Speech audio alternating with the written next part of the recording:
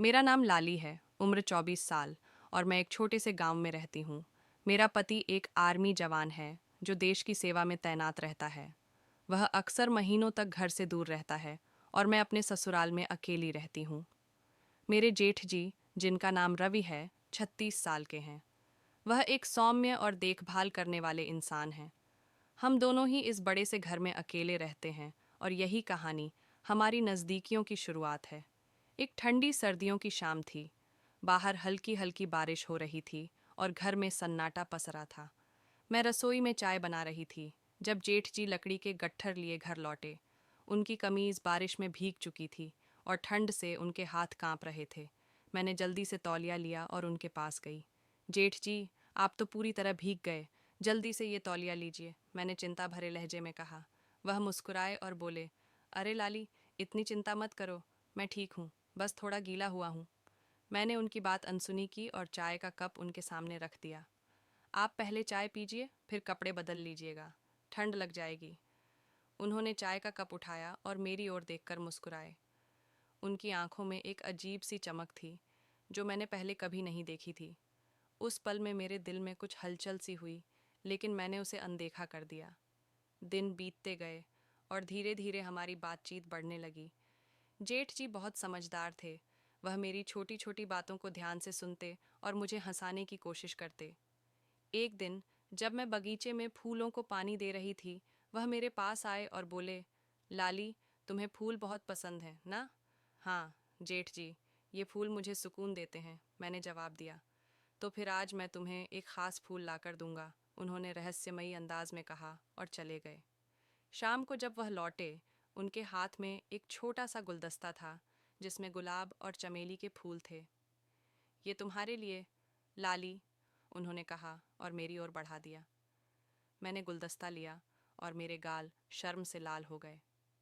जेठ जी, आपने इतनी मेहनत क्यों की? मैंने धीमे से पूछा। तुम्हारे चेहरे की मुस्कान के लिए, उन्होंने जवाब दिया और मेरे दिल की धड़कन तेज़ हो गई। समय के साथ हमारी नज़दीकियाँ बढ़ती गईं। एक रात जब बिजली चली गई और घर में अंधेरा छा गया, मैं डर गई। जेठ जी ने मोमबत्ती जलाई और मेरे पास बैठ गए। लाली, डरने की कोई बात नहीं, मैं हूं ना, उन्होंने कहा। उनकी आवाज़ में इतना सुकून था कि मेरा डर काफूर हो गया। उसी रात हमने ढेर सारी बातें की। उन्होंने मुझे अपनी जवानी के किस्से सुनाए और मैंने अपनी शादी से पहले की शरारतें साझा कीं। हम हंसते हंसते एक दूसरे के इतने करीब आ गए कि मुझे एहसास ही नहीं हुआ। लाली, तुम बहुत ख़ास हो, उन्होंने अचानक कहा। उनकी आंखों में गहराई थी और मैं समझ गई कि यह सिर्फ दोस्ती नहीं थी। मेरे मन में भी उनके लिए कुछ भावनाएं जाग रही थीं, लेकिन मैं डर रही थी। मेरे पति, मेरी शादी, समाज का डर, सब मेरे मन में उथल पुथल मचा रहा था। एक दिन जब जेठ जी खेतों से लौटे, मैंने हिम्मत करके उनसे बात की। जेठ जी, जो भी हमारे बीच हो रहा है, ये गलत तो नहीं है ना? मेरी आवाज़ कांप रही थी। वह मेरे पास आए, मेरे कंधे पर हाथ रखा और बोले, लाली, मैं तुम्हें कभी दुख नहीं दूंगा। तुम्हारा पति मेरे छोटे भाई जैसा है और मैं उसका सम्मान करता हूँ, लेकिन मेरे दिल में तुम्हारे लिए जो जगह बन गई है, उसे मैं झुठला नहीं सकता। उनकी बातों ने मेरे मन का बोझ हल्का कर दिया। मैंने उनकी आंखों में देखा और कहा, जेठ जी, मैं भी आपको पसंद करने लगी हूँ, लेकिन हमें अपने रिश्ते की मर्यादा रखनी होगी। उन्होंने मेरी बात को समझा और सिर हिलाया। लाली, मैं तुम्हारी हर बात मानूंगा, बस तुम हमेशा मुस्कुराती रहो। हमारी कहानी प्यार और मर्यादा के बीच की एक नाजुक डोर थी। हमने कभी उस रेखा को पार नहीं किया जो समाज और परिवार ने खींची थी, लेकिन हमारे बीच की वो छोटी छोटी बातें, वो मुस्कुराहटें, वो एक दूसरे की फिक्र, ये सब हमारे दिलों को जोड़े रखता था। जेठ जी मेरे लिए सिर्फ एक रिश्ता नहीं, बल्कि एक अनमोल साथी बन गए थे। और इस तरह हमारा प्यार उस गुलदस्ते की तरह था, खूबसूरत, नाजुक और हमेशा महकता हुआ, जो कभी मुरझाने नहीं देना था। लाली और जेठ जी की कहानी, रोमांस की नई सुगंध। जेठ जी यानी रवि और मेरे बीच का रिश्ता अब एक ऐसी मिठास लिए हुए था जो न तो पूरी तरह व्यक्त हो पाता था, न ही पूरी तरह छिप पाता था। हम दोनों ने अपने दिलों की बातें स्वीकार कर ली थीं, लेकिन हमेशा उस मर्यादा को कायम रखा जो हमारे रिश्ते को समाज और परिवार की नज़रों में पवित्र बनाए रखती थी। फिर भी हर दिन छोटे छोटे पल हमारे बीच की नज़दीकियों को और गहरा करते थे। एक दिन सुबह सुबह जब मैं रसोई में पराठे बना रही थी, जेठ जी घर में दाखिल हुए। उनके हाथ में एक छोटा सा डिब्बा था जिसे वह थोड़ा छिपाने की कोशिश कर रहे थे। मैंने हंसते हुए पूछा, जेठ जी, ये क्या छिपा रहे हैं? कोई राज की बात है?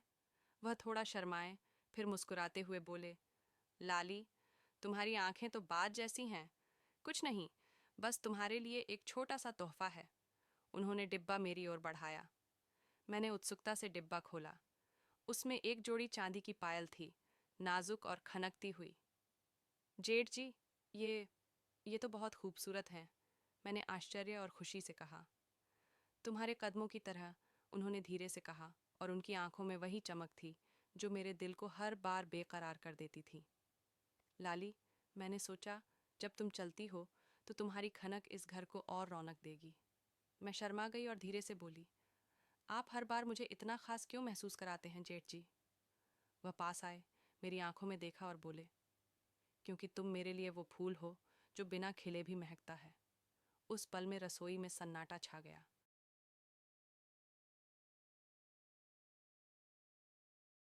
सिर्फ मेरे दिल की धड़कन और पराठों की हल्की चटपटाहट की आवाज़ थी। मैंने नज़रें झुका लीं और जेठ जी ने भी हल्के से खांसकर माहौल को हल्का किया। चलो अब पराठे खा लें, नहीं तो ठंडे हो जाएंगे, उन्होंने हंसते हुए कहा।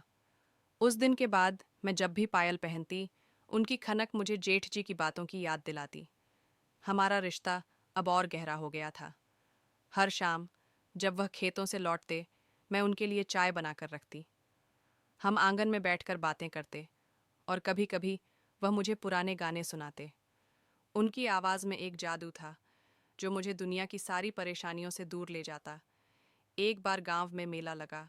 जेठ जी ने कहा, लाली, चलो मेले में चलते हैं, तुम्हें वहाँ की मिठाइयाँ और झूले बहुत पसंद आएंगे। मैंने थोड़ा हिचकिचाते हुए हामी भरी, क्योंकि गांव वालों की नज़रें हमेशा सवाल उठाती थीं। लेकिन जेठ जी ने मेरे मन की बात भांप ली। चिंता मत करो लाली, हम सिर्फ दोस्तों की तरह मज़े करेंगे। मेले में पहुंचकर मेरी आंखें चमक उठीं। रंग बिरंगी दुकानें, मिठाइयों की महक और बच्चों की हंसी, सब कुछ जीवंत था। जेठ जी मुझे एक दुकान पर ले गए, जहां एक बूढ़ी अम्मा गर्म गर्म जलेबियाँ बना रही थीं। लाली, ये तुम्हारी पसंदीदा मिठाई है ना? उन्होंने पूछा। मैंने हैरानी से पूछा, आपको कैसे पता? तुम्हारी हर छोटी बड़ी बात मुझे याद रहती है, उन्होंने मुस्कुराते हुए कहा। मेरे गाल लाल हो गए और मैंने जल्दी से एक जलेबी मुंह में डाल ली ताकि अपनी शर्म छिपा सकूं। मेले में हमने झूला झूला, गुब्बारे खरीदे और एक छोटे से नाच गाने के मंच के पास रुककर गांव के लोक गीत सुने। जेठ जी ने मेरे लिए एक रंग बिरंगी चूड़ी खरीदी और कहा, लाली, ये चूड़ियाँ तुम्हारे हाथों में बहुत अच्छी लगेंगी। मैंने चूड़ियाँ पहनी और उनकी खनक ने मेरे दिल को फिर से छू लिया। रात को जब हम घर लौटे, मैंने जेठ जी से कहा, आज का दिन मेरे लिए बहुत ख़ास था, आपके साथ वक्त बिताना जैसे सारी दुनिया रुक सी जाती है। वह मेरे पास रुके, मेरे कंधे पर हल्के से हाथ रखा और बोले, लाली, तुम मेरे लिए वो चांदनी हो जो मेरी रातों को रोशन करती है। लेकिन मैं जानता हूँ तुम किसी और की अमानत हो। मैं बस यही चाहता हूँ कि तुम हमेशा खुश रहो। उनकी बातों ने मेरे दिल को गहराई से छुआ। मैंने उनकी आंखों में देखा और कहा, जेठ जी, आप मेरे लिए सिर्फ एक रिश्ता नहीं, बल्कि मेरे दिल का एक हिस्सा है। मैं चाहती हूँ कि हम हमेशा ऐसे ही एक दूसरे का साथ निभाएं, प्यार से, सम्मान से। वह मुस्कुराए और बोले, हमेशा लाली।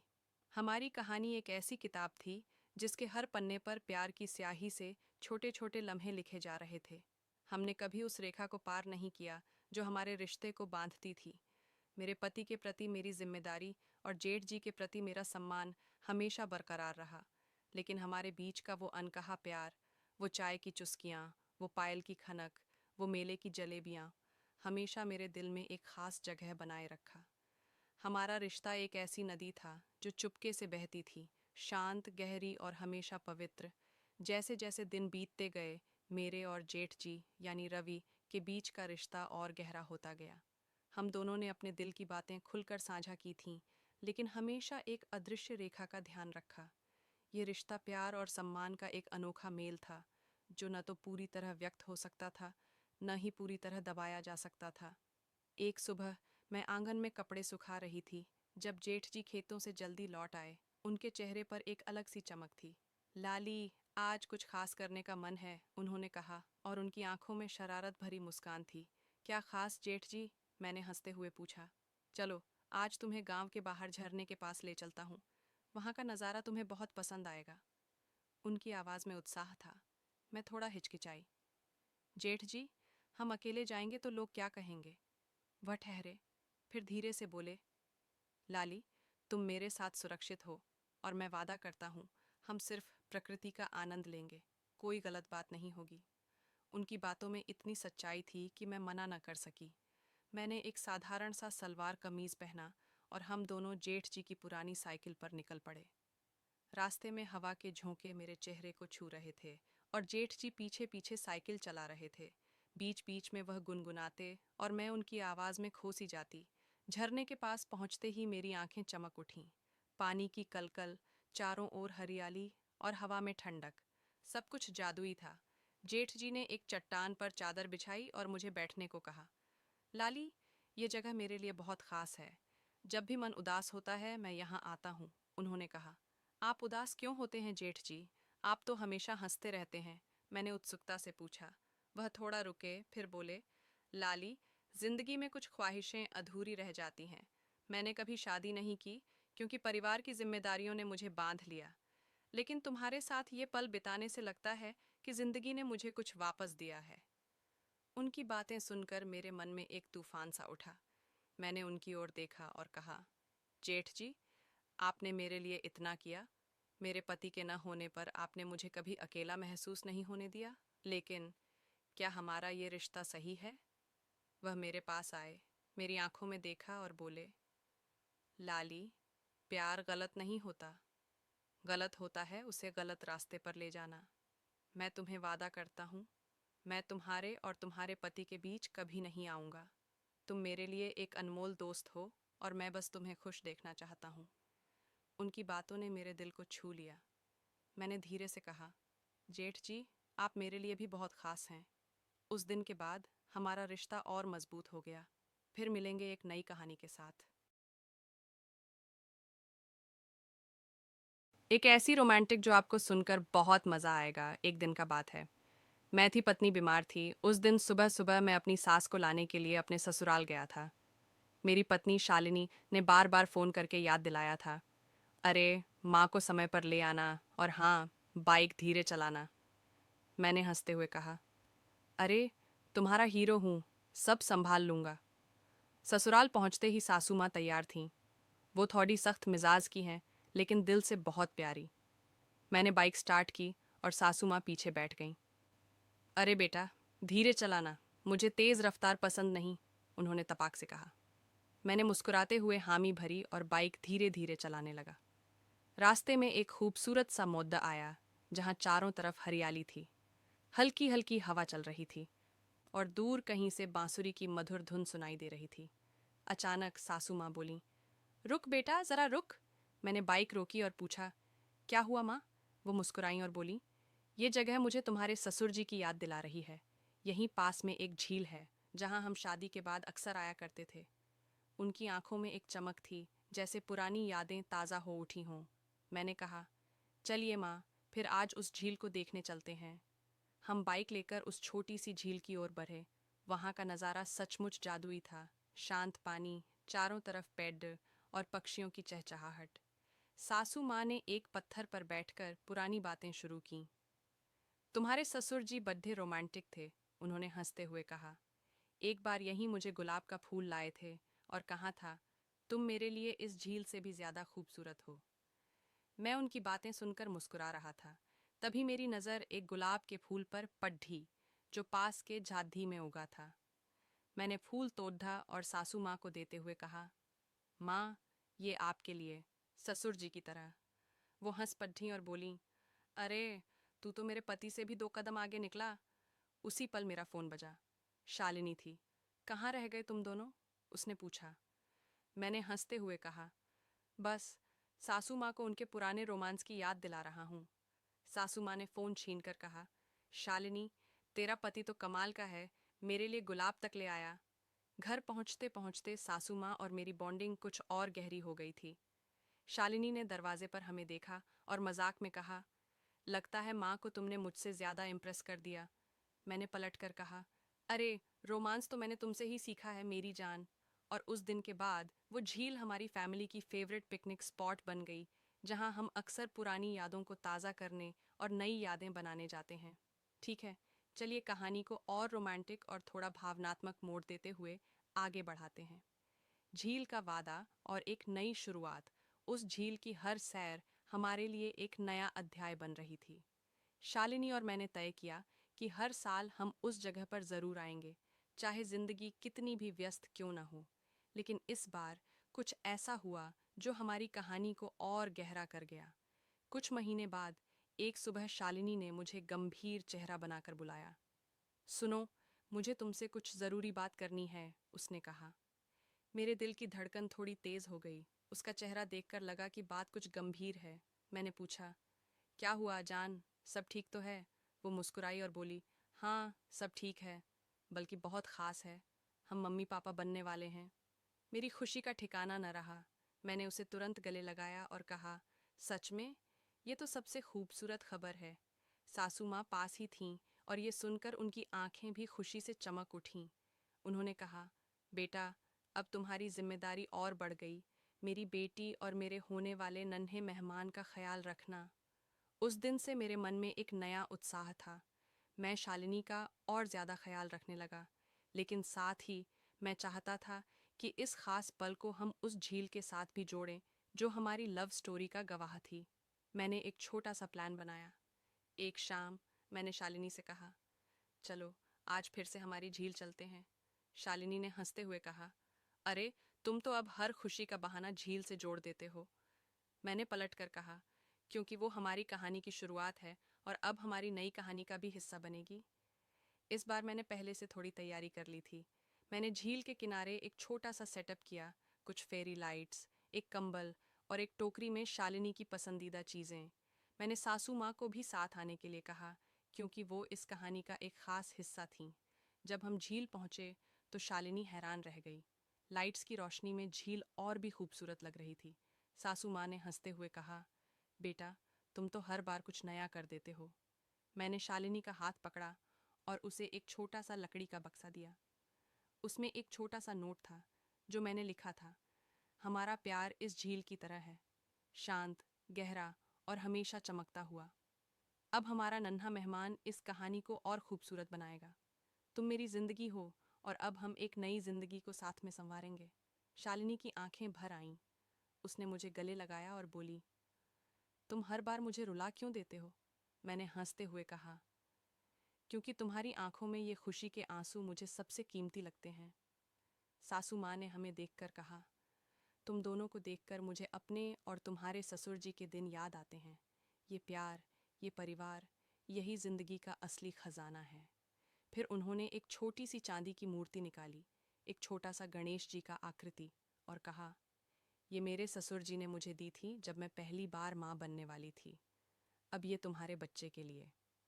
उस रात हम तीनों ने झील के किनारे बैठकर भविष्य के सपने देखे।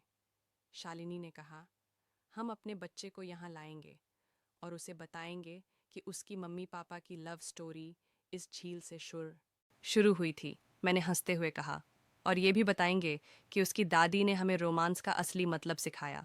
उसके बाद वो झील सिर्फ हमारे प्यार की गवाह नहीं रही, बल्कि हमारे परिवार की नींव बन गई। हर बार जब हम वहाँ जाते, हमें लगता कि हमारी कहानी का हर पल वहाँ की हवा में, पानी में और उन तारों में बसता है। उस रात झील के किनारे का जादू हमारे दिलों में बस गया था। शालिनी की मुस्कान और वो पायल की खनक मेरे कानों में गूंज रही थी। घर लौटने के बाद भी हम दोनों उस पल को बार बार याद कर रहे थे। अगले दिन सुबह मैंने देखा कि सासू माँ और शालिनी रसोई में चाय बनाते हुए कुछ गुपचुप बातें कर रही थीं। मैंने मजाक में कहा, क्या बात है, माँ बेटी मिलकर मेरे खिलाफ कोई साजिश रच रही हैं? सासू माँ ने हंसते हुए कहा, साजिश नहीं बेटा, बस तुम्हारी तारीफ हो रही थी। शालिनी बता रही थी कि तुमने उसे कितना खूबसूरत सरप्राइज दिया। शालिनी ने शर्माते हुए मुझे देखा और बोली, हाँ, पर अब तुम्हें हर हफ्ते ऐसा कुछ करना पड़ेगा, वरना मैं माँ से शिकायत करूंगी। मैंने हंसते हुए कहा, चैलेंज स्वीकार है मेरी जान। उसी दिन दोपहर को मुझे एक आइडिया आया। मैंने शालिनी से कहा, चलो आज फिर से झील चलते हैं, लेकिन इस बार कुछ अलग करेंगे। शालिनी ने उत्साह से पूछा, अब क्या नया सरप्राइज है? मैंने रहस्यमयी अंदाज में कहा, बस साथ चलो, सब पता चल जाएगा। इस बार मैंने थोड़ी तैयारी की थी। मैंने एक छोटा सा पिकनिक बैग तैयार किया, कुछ सैंडविच, शालिनी की पसंदीदा चॉकलेट्स और एक पुरानी डायरी जो मैंने कॉलेज के दिनों में लिखी थी। उसमें कुछ कविताएं थीं जो मैंने शालिनी के लिए लिखी थीं, लेकिन कभी दिखाने की हिम्मत नहीं हुई थी। झील के किनारे पहुंचकर मैंने एक चटाई बिछाई और हम बैठ गए। सूरज फिर से ढल रहा था और आसमान पर बादलों ने एक खूबसूरत नज़ारा बना रखा था। मैंने डायरी निकाली और शालिनी से कहा, ये तुम्हारे लिए है। उसने उत्सुकता से डायरी खोली और पढ़ना शुरू किया। पहली कविता थी, तुम वो चांद हो जो मेरी रातों को रोशन करता है। तुम वो हवा हो जो मेरे सपनों को उड़ान देता है। हर कदम पर बस तुम्हारा साथ चाहिए। तुम बिन ये दिल अधूरा सा रहता है। शालिनी की आंखें नम हो गईं। उसने मुझे देखा और बोली, ये तुमने मेरे लिए लिखा था और इतने सालों तक छुपाया? मैंने शर्माते हुए कहा, हाँ, थोड़ा डर लगता था कि कहीं तुम हंस न दो। वो हंस पड़ी और बोली, पागल, ये तो इतनी खूबसूरत है, तुम तो छुपे हुए शायर निकले। फिर मैंने उसे एक और सरप्राइज दिया। मैंने अपनी जेब से एक छोटा सा लॉकेट निकाला जिसमें हमारी शादी की तस्वीर थी। मैंने कहा, ये लॉकेट हमेशा तुम्हारे पास रहेगा, ताकि जब भी मैं दूर हूँ तुम्हें मेरी याद आए। शालिनी ने लॉकेट को गले में पहना और मेरे सीने से लगकर बोली, तुम्हें भूलने का सवाल ही नहीं उठता। उस शाम हमने खूब बातें की, हमारे कॉलेज के दिनों की, पहली मुलाकात की और आने वाले भविष्य की। शालिनी ने कहा, जान, तुम हर बार मुझे ऐसा लगता है जैसे हमारी लव स्टोरी फिर से शुरू हो रही है। मैंने उसका हाथ थामकर कहा, तो हर दिन इसे नया बनाएंगे। वादा रहा, हर साल हम इस झील पर आएंगे और हर बार एक नई याद बनाएंगे। जब हम घर लौटे, सासू माँ ने हमें देखकर फिर चुटकी ली। लगता है तुम दोनों ने झील को अपनी लव स्टोरी का परमानेंट ठिकाना बना लिया। हम दोनों हंस पड़े। उस रात शालिनी ने मेरे कान में धीरे से कहा, तुमने मेरी जिंदगी को एक खूबसूरत कहानी बना दिया। और इस तरह वो झील सिर्फ सासू माँ की यादों का ठिकाना नहीं रही, बल्कि हमारे प्यार का एक अनमोल नगीना बन गई। एक दिन की बात है, अनन्या, जो 28 साल की थीं, को कमर में तेज दर्द हो रहा था। उनकी कमर में लचक आ गई थी, जिसके कारण वह परेशान थीं। अनन्या अपने कमरे में लेटी हुई थी जब 24 साल का अर्जुन, उनका छोटा देवर, उनके कमरे में आया। उसने अनन्या की परेशानी देखी और चिंता भरे स्वर में बोला, भाभी, आप लेट जाइए। मैं अनन्या ने हल्के से मुस्कुराते हुए मना किया, नहीं अर्जुन, मैं खुद मैनेज कर लूंगी। लेकिन अर्जुन ने प्यार भरे अंदाज में जोर दिया, भाभी, बाम लगाना आसान है, लेकिन मालिश करना मुश्किल होगा। मुझे आपकी मदद करने दीजिए। उसकी आवाज़ में इतनी सच्चाई और फिक्र थी कि अनन्या मना नहीं कर पाईं। वह शर्माते हुए पेट के बल लेट गईं और अपनी हल्की गुलाबी रंग की कुर्ती को कमर से थोड़ा ऊपर उठाया। यहाँ पर बाम लगाओ, उन्होंने धीरे से कहा। अर्जुन ने अपनी उंगलियों पर बाम लिया और धीरे धीरे अनन्या की कमर पर मलना शुरू किया। जैसे ही उसके गर्म और नरम हाथ अनन्या की त्वचा को छुए, अनन्या को एक अजीब सा सुकून महसूस हुआ। उसकी मालिश इतनी सावधानी और प्यार से भरी थी कि अनन्या का दर्द धीरे धीरे कम होने लगा। जब अर्जुन की उंगलियां उनकी कमर के पास गईं, अनन्या का दिल जोर जोर से धड़कने लगा। वह खुद को संयमित करने की कोशिश कर रही थी, लेकिन अर्जुन का स्पर्श उसे अंदर तक छू रहा था। भाभी, दर्द अब कहाँ है? अर्जुन ने पूछा। उसकी आवाज़ में अब भी वही चिंता थी। अनन्या थोड़ा हड़बड़ा गई और अनायास ही बोल पड़ी, थोड़ा और नीचे। अर्जुन ने सावधानी से बाम को और नीचे लगाना शुरू किया। उसकी उंगलियां अनन्या की त्वचा पर धीरे धीरे फिसल रही थीं और हर स्पर्श के साथ अनन्या को एक अनजानी सी गुदगुदी महसूस हो रही थी। भाभी, अगर आप सलवार को थोड़ा और नीचे कर लें तो बाम अच्छे से लग जाएगा, अर्जुन ने धीरे से कहा। अनन्या थोड़ा झिझकी, लेकिन फिर उन्होंने हल्के से सलवार को नीचे सरकाया। सलवार का नाड़ा बंधा होने के कारण वह ज्यादा नीचे नहीं गई, लेकिन अर्जुन की मालिश अब और गहरी हो गई थी। भाभी, आपकी त्वचा कितनी मुलायम और चमकदार है, अर्जुन ने तारीफ करते हुए कहा। उसकी आवाज में एक मासूमियत थी जो अनन्या को और शर्मा रही थी। अनन्या ने उल्टे लेटे हुए ही जवाब दिया, तू भी ना अर्जुन, बस तारीफ करने की आदत है तुझे। उसकी आवाज में हल्की सी हंसी थी। अर्जुन ने मुस्कुराते हुए मालिश जारी रखी। थोड़ी देर बाद अनन्या ने कहा, बस अब ठीक है। अर्जुन चुपचाप उठा और ऊपर अपने कमरे में चला गया।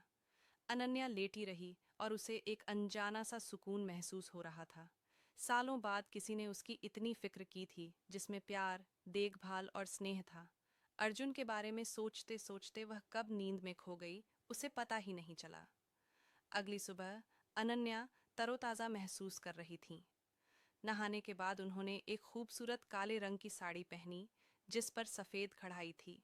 साथ में उन्होंने सिल्वर हाई हील सैंडल पहने और हल्का मेकअप किया। वह किचन में नाश्ता तैयार करने लगीं, लेकिन बार बार उनकी नज़र सीढ़ियों की ओर जा रही थी, जहां से अर्जुन नीचे आने वाला था। जैसे ही अर्जुन सीढ़ियों से उतरा, उसकी नज़र अनन्या पर पड़ी। वाह भाभी, आज तो आप कमाल लग रही हैं। लगता है कल की मालिश का जादू चल गया, उसने हंसते हुए कहा। उसकी नज़रें अनन्या की साड़ी और हाई हील सैंडल पर टिकी थीं। अनन्या ने शर्माते हुए जवाब दिया, हाँ, तूने तो जादू कर दिया अर्जुन। दोनों हंसते हुए डाइनिंग टेबल पर बैठ गए और नाश्ता करने लगे।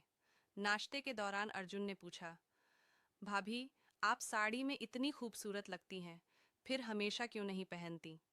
अनन्या ने जवाब दिया, पहनती हूँ, लेकिन खास मौक़ों पर। तुझे साड़ी इतनी पसंद है क्या? अर्जुन ने शर्माते हुए कहा, हाँ भाभी, साड़ी में आप और भी खूबसूरत लगती हैं। अनन्या के गाल शर्म से लाल हो गए। अर्जुन ने जाते वक्त कहा, भाभी, रात का खाना मैं बाहर से ले आऊँगा। आप कुछ मत बनाना, और अगर कुछ चाहिए हो तो बता दीजिए। अनन्या ने मुस्कुराते हुए कहा, बस तू ध्यान से जाना। अर्जुन के जाने के बाद अनन्या घर के कामों में व्यस्त हो गईं। फिर वह अर्जुन के कमरे की सफाई करने गईं। वहां बेड के नीचे उसे एक सफेद रेशमी कपड़ा दिखा। उसे बाहर निकालते ही उसकी आंखें आश्चर्य से फैल गईं। यह एक औरत का अंतर्वस्त्र था। अनन्या ने उसे ध्यान से देखा और समझ गई कि यह शायद किसी और का हो सकता है। उसे कुछ दिन पहले की घटना याद आई, जब अर्जुन का दोस्त रोहन और उसकी गर्लफ्रेंड रीना इस कमरे में थे।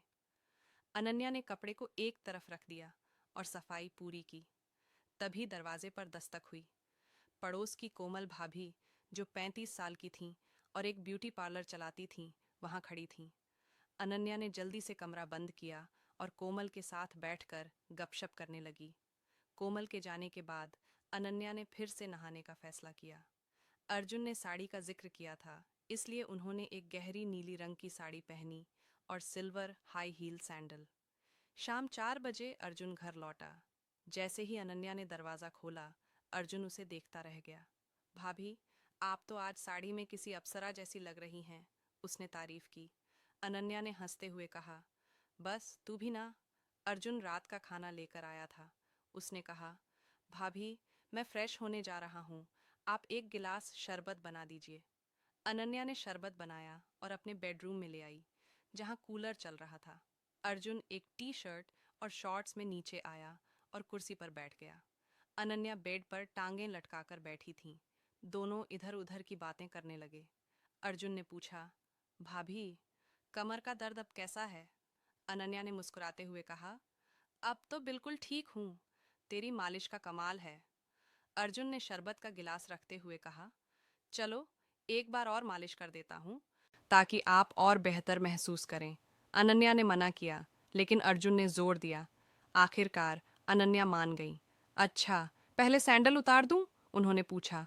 नहीं भाभी, ये सैंडल आपके पैरों को और खूबसूरत बना रहे हैं। ऐसे ही रहने दीजिए, अर्जुन ने चंचलता से कहा।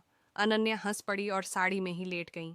अर्जुन ने बाम लिया और उनकी कमर की मालिश शुरू की।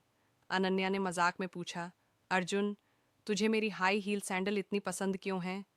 अर्जुन शर्माते हुए बोला, भाभी, मुझे लगता है कि ये आपके व्यक्तित्व को और निखार देती हैं। मालिश के दौरान अर्जुन ने कहा, भाभी, साड़ी को थोड़ा ढीला कर लें, ताकि मालिश अच्छे से हो सके। अनन्या ने हल्के से साड़ी ढीली की, लेकिन तभी उन्हें थोड़ा असहज महसूस हुआ। उन्होंने जल्दी से साड़ी को ठीक किया और अर्जुन को रुकने का इशारा किया। अर्जुन ने बिना कुछ कहे मालिश जारी रखी। अनन्या को उसकी देखभाल और स्नेह से भरे स्पर्श से सुकून मिल रहा था और वह इस पल का आनंद ले रही थी। रात के 12:30 बज चुके थे। मैंने आंखें बंद कर रखी थीं, लेकिन नींद कोसों दूर थी। तभी मेरे कमरे का दरवाज़ा धीरे से खुला। चटकनी की हल्की सी आवाज़ ने मेरे दिल की धड़कनों को और तेज़ कर दिया। मैंने सोने का नाटक किया, पर मेरी सांसें जैसे थम सी गई थीं। मुझे अंदाज़ा था कि वह क्यों आए हैं, फिर भी मैं चुप रही, अपने दिल की उथल पुथल को दबाकर। उस रात जो हुआ वह मेरी जिंदगी का एक नया मोड़ बन गया। मेरा नाम रिया है, उम्र 28 साल। मैं लखनऊ के एक पुराने मोहल्ले में अपने ससुर अखिलेश जी के साथ रहती हूँ। हमारा मकान पुराना है, गलियां तंग हैं, लेकिन दिलों में जो तूफान उठ रहा था वह बिल्कुल नया था। 2 साल पहले मेरी सास, माँ जैसी, कैंसर से हमें छोड़ गईं और मेरे पति रोहन 3 साल पहले एक कार हादसे में मुझे अकेला छोड़ गए। तब से मैं और अखिलेश जी इस छोटे से घर में एक दूसरे का सहारा बनकर जी रहे हैं। मैं दिन भर एक कॉल सेंटर में काम करती हूँ। घर लौटकर खाना पीना, बाजार सब संभालती हूँ। अखिलेश जी, जो अब 45 साल के हैं, पहले मोहल्ले के चहेते इंसान थे। उनकी हंसी, उनके किस्से, चौपाल पर उनकी बातों का वजन, सब कुछ गली में गूंजता था। लेकिन माँ के जाने के बाद वह जैसे टूट से गए। दिन भर अपने कमरे में या टीवी के सामने क्राइम शो देखते रहते। उनकी आंखों में एक अनकहा दर्द था जो मुझे रातों को चैन नहीं लेने देता। मैं सोचती, क्या मैं उनके इस दर्द को कम कर सकती हूँ? क्या उनकी जिंदगी में फिर से कोई रंग भर सकती हूँ? एक रात की बात है। रात के करीब 2 बजे मैं पानी पीने उठी। घर में सन्नाटा था, सिर्फ बाहर गली में कुत्तों की आवाजें गूंज रही थीं। अखिलेश जी का कमरा ऊपर था और मेरा नीचे। तभी ऊपर से कुछ गिरने की आवाज आई। मेरा दिल धक धक करने लगा। क्या हुआ? मैं डरते डरते ऊपर गई। उनका दरवाजा हल्का सा खुला था। मैंने चुपके से झांका। अखिलेश जी अपने मोबाइल की टॉर्च जला रखी थी। उनके एक हाथ में मोबाइल था और वह कुछ देख रहे थे, शायद कोई पुरानी तस्वीर या वीडियो। पास में रखा गिलास अचानक जमीन पर गिर गया, लेकिन वह इतने खोए हुए थे कि उन्हें भनक तक नहीं लगी। मैं चुपचाप उन्हें देखती रही। उनकी आंखों में एक उदासी थी, लेकिन साथ ही एक अजीब सी तड़प भी। कुछ देर बाद उन्होंने मोबाइल साइड में रखा और लेट गए। मैं धीरे से नीचे अपने कमरे में लौट आई। उस रात जो मैंने देखा उसने मेरे दिल में हलचल मचा दी। अखिलेश जी अकेलेपन से जूझ रहे थे, लेकिन अपने दर्द को छिपा रहे थे। मैं सोचने लगी, क्या मैं उनके लिए कुछ कर सकती हूँ? क्या मैं उनके दिल में वो खोया हुआ सुकून ला सकती हूँ? अगली सुबह मैंने फैसला किया कि कुछ तो करना होगा। मैंने उनके लिए उनकी पसंद का मसाला डोसा बनाया और साथ में फिल्टर कॉफ़ी।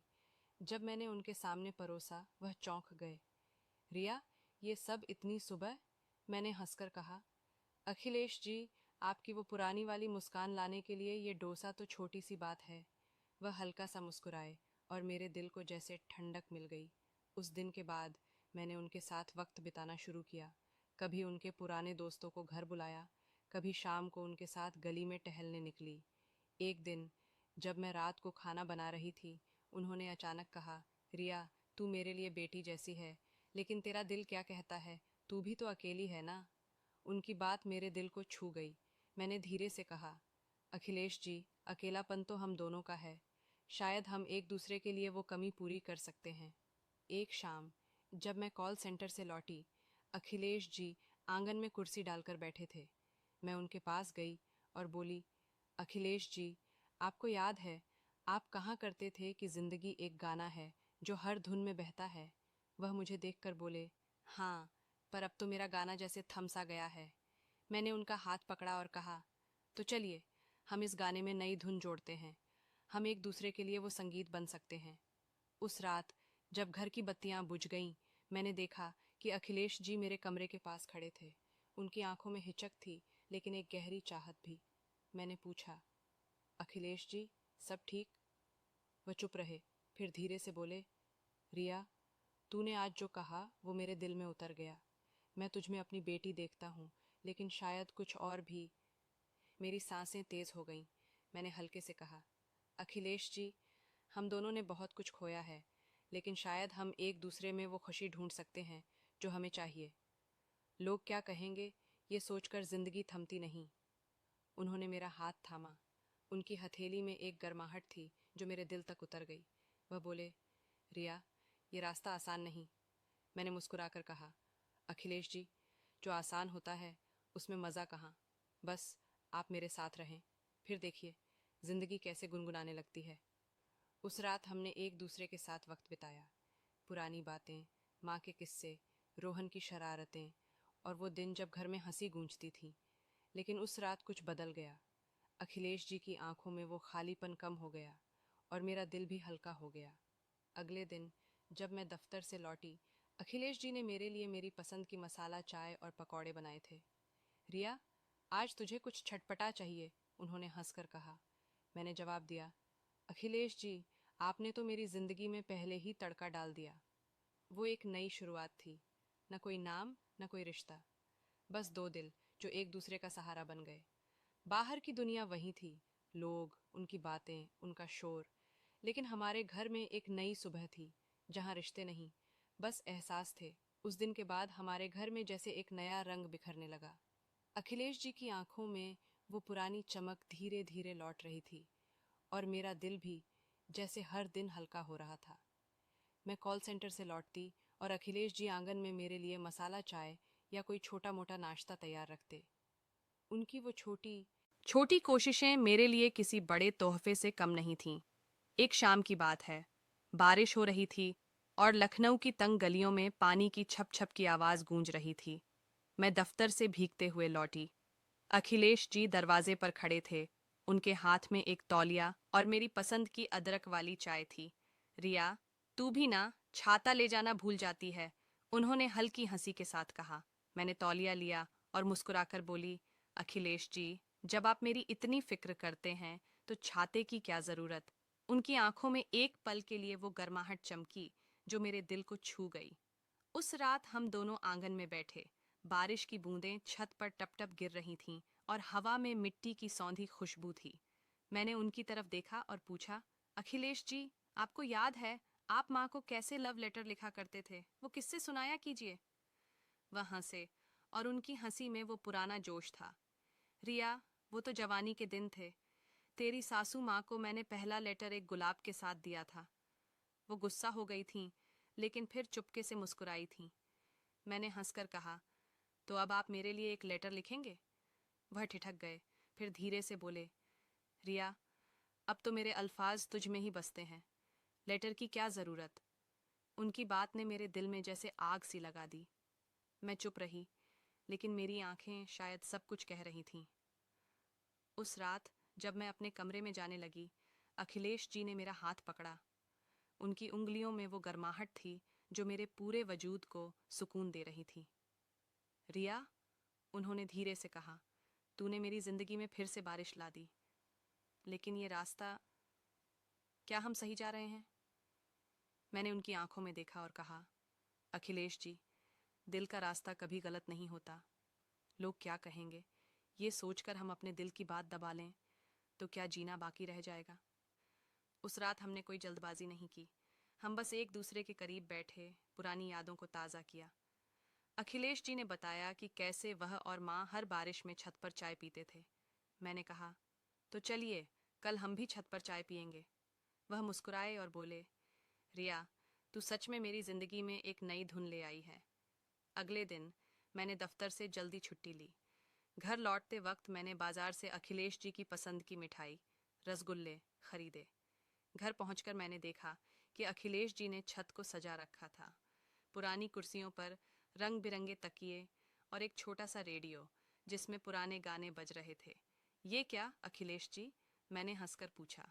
वह शर्माते हुए बोले, सोचा तुझे बारिश में चाय पिलाऊं, जैसे पुराने दिन थे। मेरे दिल में जैसे तितलियां उड़ने लगीं। हम छत पर बैठे। बारिश की हल्की फुहारें थीं और रेडियो पर रिमझिम गिरे सावन बज रहा था। मैंने उनकी तरफ देखा और कहा, अखिलेश जी, ये पल, ये मेरी जिंदगी के सबसे खूबसूरत पल हैं। उन्होंने मेरी आंखों में देखा और धीरे से कहा, रिया, तू मेरे लिए सिर्फ बेटी नहीं, मेरे दिल की धड़कन बन गई है। उनकी बात सुनकर मेरी आंखें नम हो गईं। मैंने उनका हाथ थामा और कहा, तो फिर ये धड़कन कभी रुकने न दें।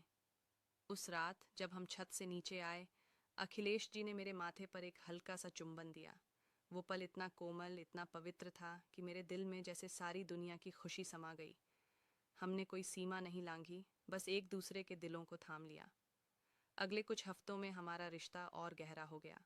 अखिलेश जी फिर से गली की चौपाल पर अपने दोस्तों के साथ हंसने लगे। मैं जब दफ्तर से लौटती तो वह मेरे लिए कोई नई रेसिपी बनाकर रखते। एक दिन उन्होंने मेरे लिए एक छोटा सा गुलाब का पौधा लाकर कहा, रिया, ये तेरा है, जैसे तूने मेरे सूखे हुए दिल में फिर से फूल खिलाए। मैंने वो पौधा लिया और उनकी आंखों में देखकर कहा, अखिलेश जी, ये फूल हम दोनों का है, हम इसे साथ मिलकर खिलाएंगे। बाहर की दुनिया में लोग अब भी बातें करते थे। कुछ ने हमें स्वीकार किया, कुछ ने नज़रें फेर लीं, लेकिन हमारे छोटे से घर में एक नई दुनिया बस रही थी, जहाँ न कोई नाम था, न कोई रिश्ता, बस दो दिल थे जो एक दूसरे की धड़कन बन गए थे।